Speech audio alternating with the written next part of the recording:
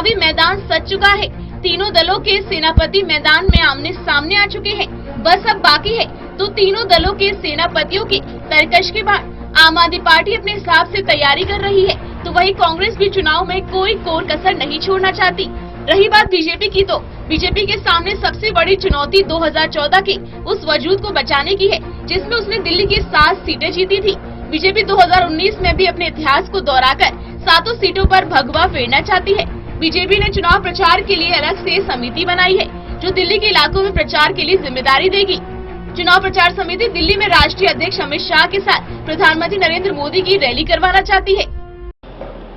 दिल्ली का जो लोकसभा चुनाव है ये स्पष्ट है कि इस बार भारतीय जनता पार्टी के 7 कैंडिडेट 2014 से ज्यादा अधिक मार्जिन से जीतने जा रहे हैं।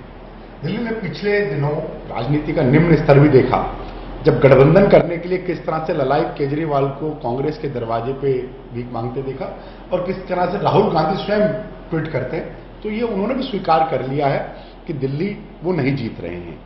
बीजेपी के सामने आम आदमी पार्टी और कांग्रेस है, जिसको लेकर बीजेपी का कहना है कि आम आदमी पार्टी को तो दिल्ली में आयुष्मान योजना लागू न करने से लेकर तमाम ऐसी केंद्रीय योजनाएं हैं जिसे केजरीवाल सरकार ने लागू नहीं किया, इस बात को आधार बनाकर घेरेगी। तो वही कांग्रेस जो विधानसभा से लेकर लोकसभा में 0 पर खड़ी है, उसे वो उतनी चुनौती नहीं मानती। हालांकि इस बात से इनकार नहीं करती कि आम आदमी पार्टी और कांग्रेस के गठबंधन न होने से उसको ज्यादा फायदा है।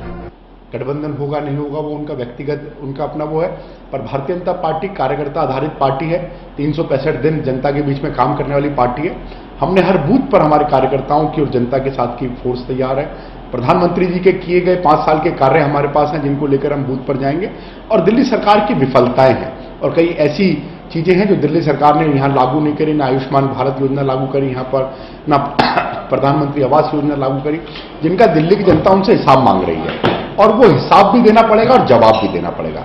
जब देश के प्रधानमंत्री कहते हैं कि मैं एक दिन का हिसाब देता हूं, तो अरविंद केजरीवाल जी आपको भी देना पड़ेगा। चुनाव में कौन जीतेगा कौन हारेगा इसका कहना अभी मुश्किल है। इसका पता तो 23 मई को चुनाव के रिजल्ट आने के बाद ही पता चल पाएगा। लेकिन अभी हाल में सभी अपनी अपनी जीत का दावा कर रहे हैं। टोटल न्यूज के लिए दिल्ली से अनिल कुमार सिंह की रिपोर्ट।